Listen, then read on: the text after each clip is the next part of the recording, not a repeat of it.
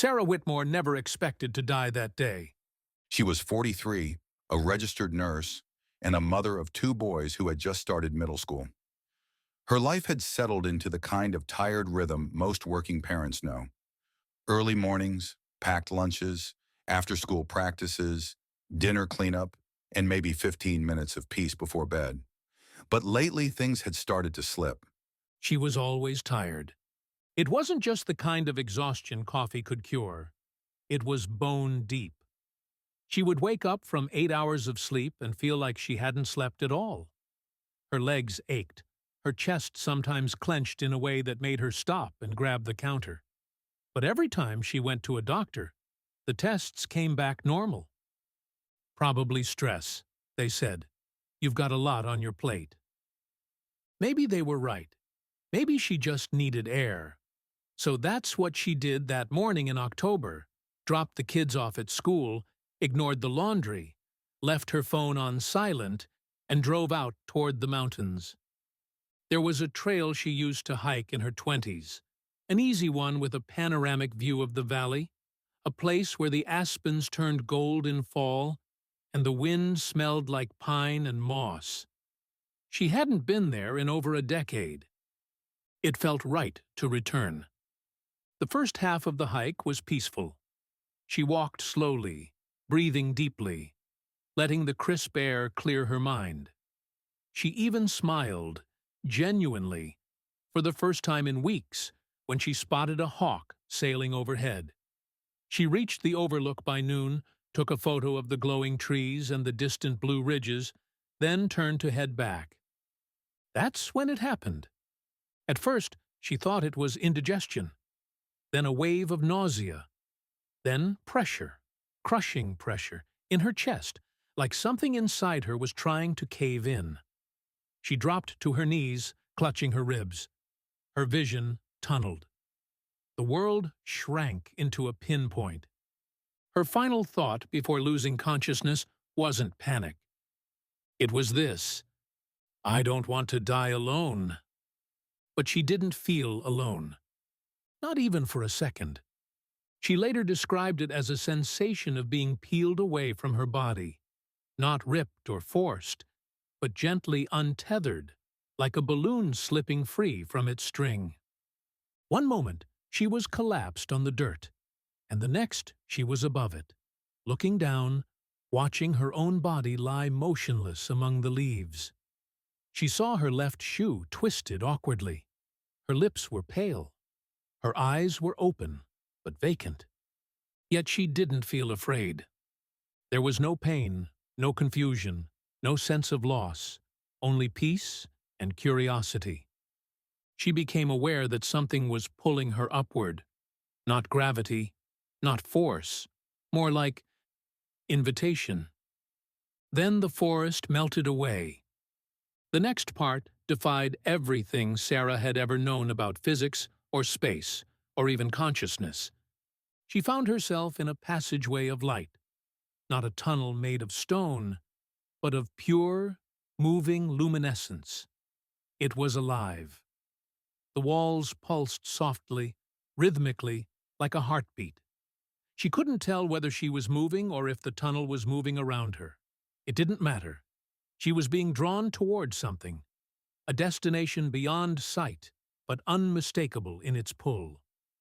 There were sounds, tones, chords, not unlike music, but not coming from anywhere specific.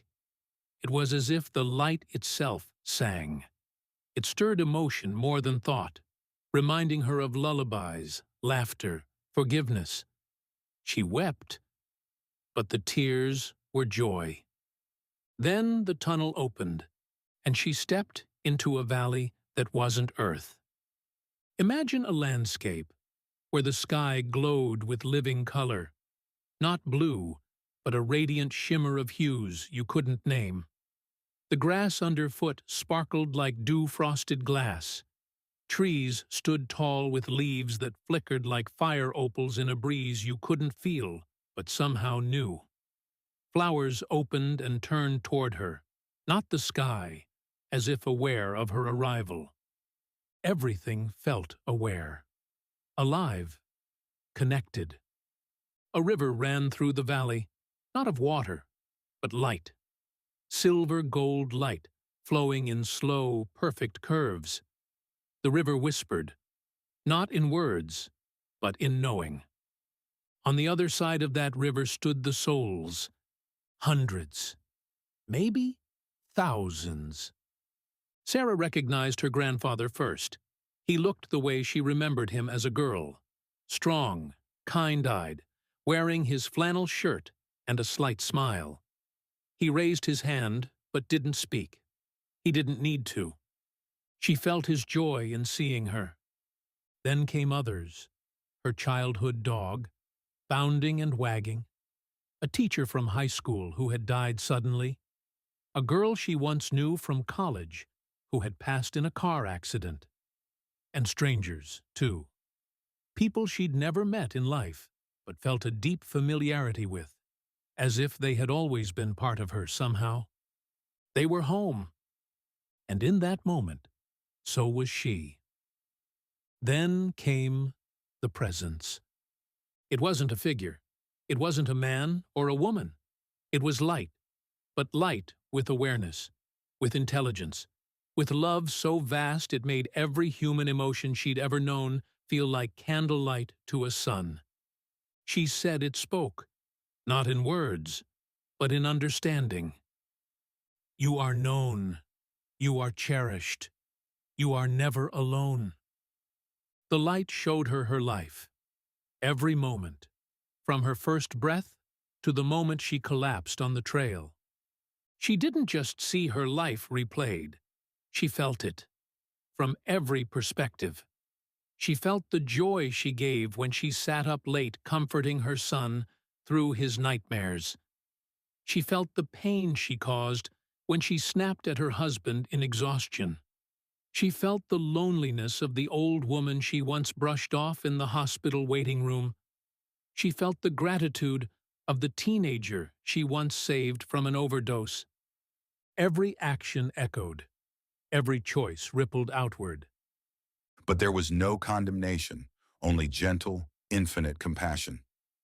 The light asked her, not with judgment, but curiosity.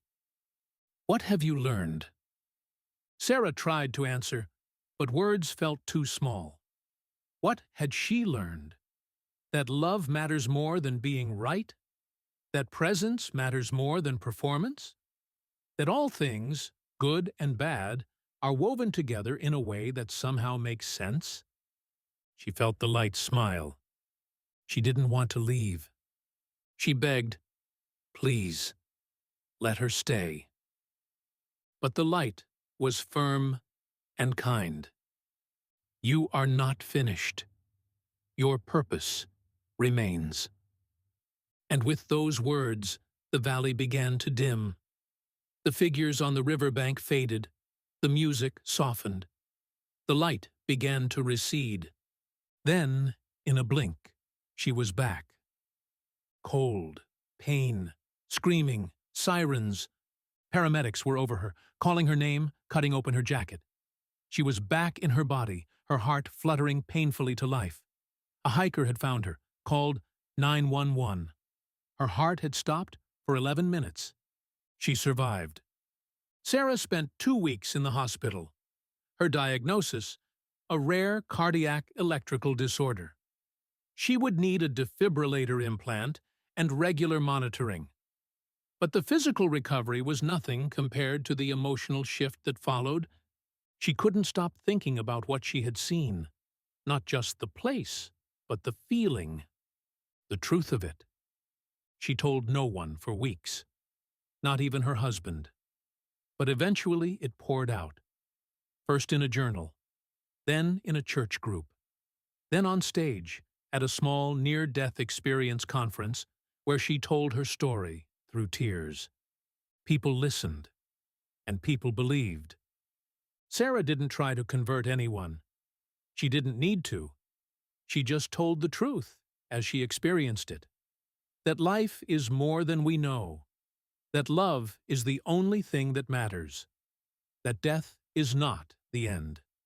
She still works as a nurse today.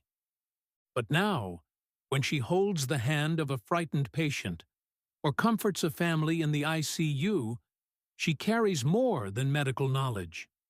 She carries peace, and every once in a while, when the wind is just right and the light breaks through the clouds in golden rays, she swears she hears it. The river, the music, the smile of the light. Waiting, but not yet.